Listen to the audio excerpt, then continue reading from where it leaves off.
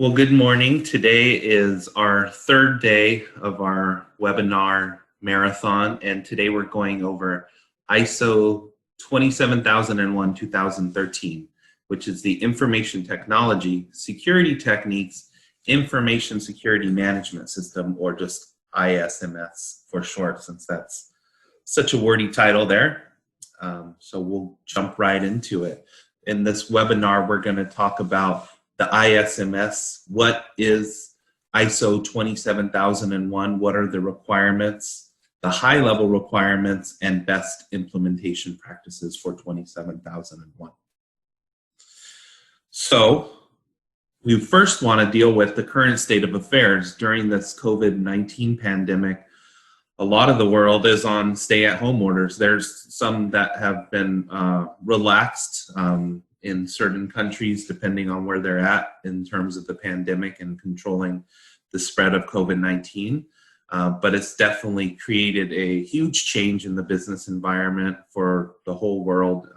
We've been working remotely now for 2 months, going on 2 months, and the things that we need to consider during this time are what are the increased security risk of compromise of data. We're sharing stuff online. Even Zoom had a huge kind of information security revamp of their system to make sure that people weren't jumping into meetings where they weren't supposed to be and doing various things there. So they've done some things to encrypt the way that the videos are shared and other things to help protect information security. So it's a topic even on the platform that we're talking on now. So what are some of the most vulnerable industries, or what would be most likely to be attacked because you could get information that you could use maliciously? Obviously financial information, medical information that has personal identifiable information or personal health information, such as social security numbers, names, and addresses, and various other things that can be used for personal identity theft. Defense security, you don't know what's going on with other malicious activity all around the world. So and original content publishers and distributors would need to be careful of their intellectual property and protect it. But to be honest, everyone who's working remotely now is vulnerable to certain information security risks. So we need to know what we need to do to protect ourselves and work in the fashion that is best designed to protect the information that we want to keep private and confidential. So ISO 27001 is the international standard, and it specifies management requirements for information security. Some of the benefits of the standard are you can assure preservation and integrity of information, legal and regulatory compliance, business continuity, avoid financial loss, reduce need for repeated customer audits, improve the structure and focus. There's several guidance documents that go along with this.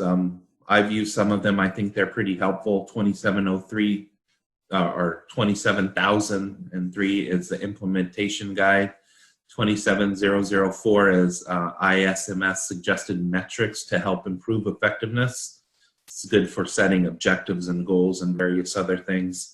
05 is the IS risk management standard. That's good since this standard is very much risk-based to kind of know how to go in and dig into a risk analysis.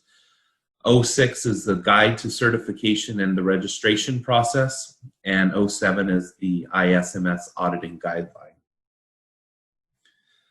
Some of the main principles of 27001 are prevent loss of confidentiality, preserve integrity of information, and availability of information. Those three are kind of, they call it CIA, confidentiality, integrity, and availability. But also important concepts or principles of 27001 are leadership, reducing risk of loss, planning, and continual improvement. Any questions about the main principles of 27001? All right, I'll move along here. So some of the key terms and definitions. An attack is an attempt to compromise an asset by various means: destruction, exposing, altering, gaining unauthorized access. An information security event is an occurrence in a service, system, or network that indicates possible breach of information security. An information security incident is an information security event that may compromise business operations or threaten business security. And non-repudiation is the ability to prove that an event occurred. Any questions on some of those key terms there?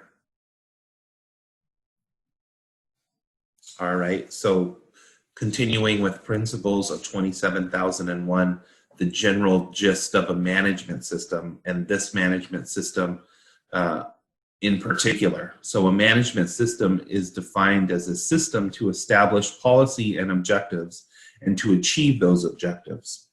Thus, by implementing 27001, the organization sets out to define its scope, policy, and objectives to ensure preservation and protection of information.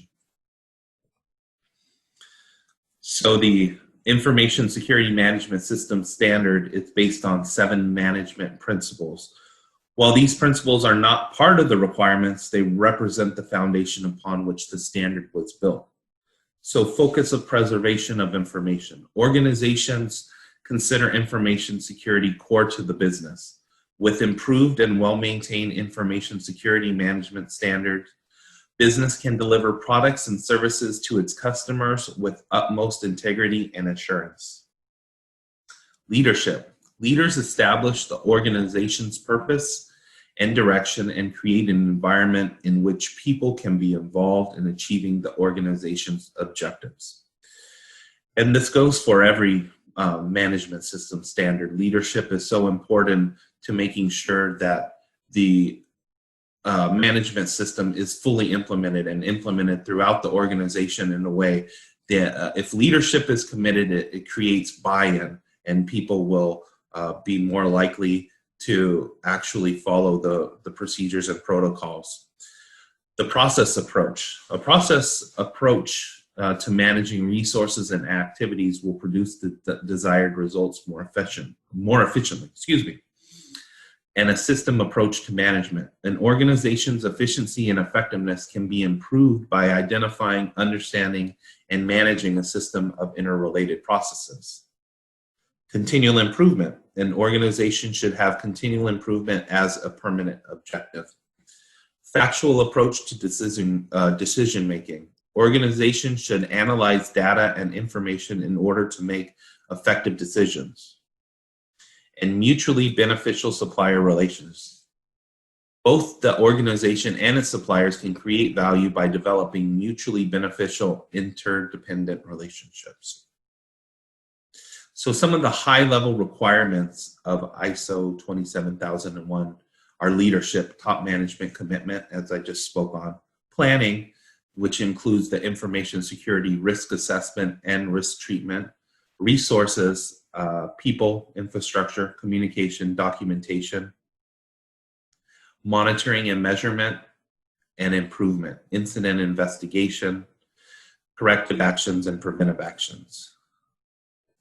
So the process approach is the idea in these Annex L standards, such as the quality, environmental, health and safety, and information security management systems, that is built upon the process, the plan, do, check, act model, and risk-based thinking. So that means, how do you integrate your processes in with the requirements of the management system and properly plan to implement those things while identifying the risk, controlling them, and capturing opportunities. So how does the information security management system work into processes here? You need to look at each of the respective processes and see what type of hardware, software, even physical security elements are appropriate to put in place for each of these respective processes and how to define that. A lot of the information security controls are going to come from Annex A, which we'll talk about soon. So here's a general guide to the implementation, what we need to do to make sure that we implement a information security management system. So first and foremost is leadership commitment. Without that, it's going to be very difficult to get further. Define the information security policy. Define the scope of your management system. So that could be a short statement that outlines key business processes. Here's a short sample of one that we wrote. So Glenview Group provides training and consulting services on international business standards for various industries. And then the organization creates, distributes, and hosts records and documentation for the defense and aerospace industries through various software, cloud-based storage, and project management tools. So it's just a short statement stating exactly what you do as an organization. So then another thing would be to conduct a risk assessment. You want to manage identified risk and select objectives and controls to be implemented. So some of the controls from Annex A include network. Some of the Annex A controls are very specific to each organization, but here are some general type of controls that you might want to consider to protect information security. You might want to do a network penetration test every other year or every year, whatever is appropriate. Run vulnerability scans from security information event management softwares that are used by the organization. Even I've seen organizations disable USB access on desktops and disallow personal mobile devices from connecting to the business network. Encryption of emails, background checks, and the so many Annex A controls that are in place. I believe there's 130 something. So another thing that you want to do with implementation of the ISMS is prepare a statement of applicability and risk treatment plan. So what does that mean? It's a written statement that describes the controls that are relevant to the information security management system. The controls in Annex A go over various types of controls such as physical security, onboarding and offboarding of employees, development of software, and dealing with so many other topics that are related to information security. So you have to, as part of your risk treatment plan, go through the Annex A controls and put a justification of why you're including a particular control, because your organization is doing those activities, and you have to have justification for why you're excluding a certain control. So you would need to prove that your organization, or not prove, but show in a documented fashion that your organization does not conduct those type of activities. For instance, you might not do software development as an organization. Furthermore, the risk treatment requires the risk owner's approval and acceptance of residual information security risks. So some risks may belong to the human resources department. For instance, the onboarding and offboarding, they need to be able to tell the IT team in a timely fashion, hey, this person's no longer with us. Their access to this software or their email needs to be no longer in place. Any questions there? The risk treatment plan is one of the biggest portions of the information security management system. If you have any questions, you can chat in the box and I'll answer them on the spot. Thank you. So the next part to implementation is training your direct employees. Sometimes in terms of the information security management system, there's two types of employees. The direct employees deal with the information security on a day-to-day basis, whereas non-direct employees are part of your regular business processes. They do have an interrelation with protecting information security, but it's not working in the background to make sure that the information security is in place. Then you want to monitor. So obviously the training would be a little bit different for direct employees to non-direct employees. Direct employees are expected to receive a lot more training and really understand the requirements of the risk treatment plan, the Annex A controls, why these controls are in place, and what they need to do to monitor those controls to make sure that those existing controls are effective and working and still in place. Another thing is to monitor the system, the controls, the objectives, the networks, the availability of the network, and the reliability of the backups, and many other things. Monitoring a management system is a huge part of the implementation of a management system, as well as conducting internal audits and management review, and issuing corrective actions for security events and/or incidents. So this in general is an implementation timeline. It's very generalized. All of this is dependent upon the size of the organization, the commitment of management, and commitment of people who are putting together the information security management system at your organization. So all of this could change. You know, this is pretty much spread out over a year span, but if an organization is committed, it could be done quicker. And if the organization is really large, it might take more time. So all of this is really dependent upon a lot of resources and the complexity of the organization and how many locations are being certified. So this is a general guideline. If you start in June, you have your ISMS commitment.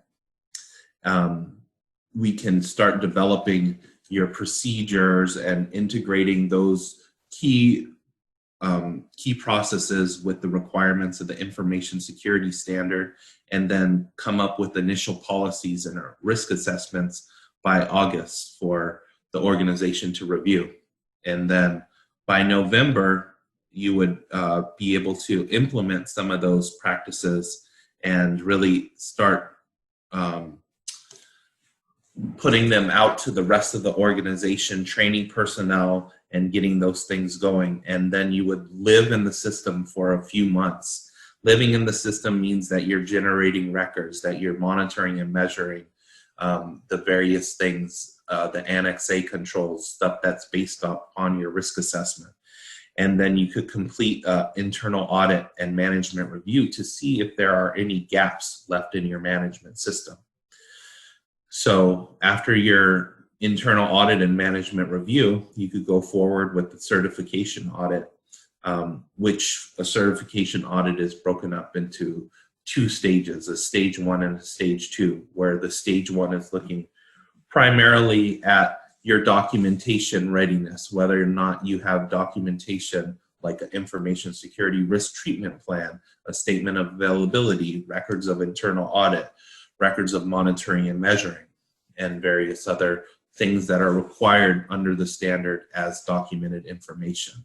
Whereas stage 2 is looking to see whether or not that documentation has been implemented and is effective in the organization's operation or business processes, rather. So they'll be looking for evidence of implementation through auditing employees, through records that were kept, and through reviewing records. Once you pass a stage 1 and stage 2 and answer any nonconformities, then you can receive your certificate. That sometimes takes a couple months, depending on which registrar you work with and how much, how long it takes with the executive committee to review the findings, depending on your nonconformities and various other types of actions. So during the implementation stage, there could be stumbling blocks. Obviously, you know, it could be hard to get some of the things in place and implemented. And so the internal audit is often a very good tool to help determine what are the missing gaps in the implementation of a management system. So we'll be continuing the webinar marathon tomorrow. Tomorrow we actually have two webinars at 11 o'clock Pacific time, 11 a.m. Pacific time. We're doing R2V3, that's the responsible recycling practices for used electronics. And it's the version 3, which is due to come out sometime this year. And at 2 o'clock, we will be doing AS 9100. That's the aerospace quality management system. And then Friday, we'll finish off the webinar week at 11 a.m. Pacific time with 13485, which is the quality management system for medical devices. If you have any questions, you're free to ask them now. If not, you could also send us an email, and we would be happy to answer any of your questions. I have a question for the user who logged on with Galaxy S8 Plus. If you would please chat me your email address so that we can make sure you get a copy of this presentation. Thank you.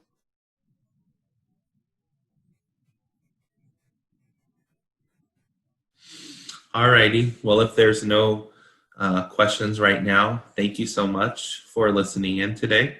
And we hope that you could join further webinars the rest of this week. Have a great day.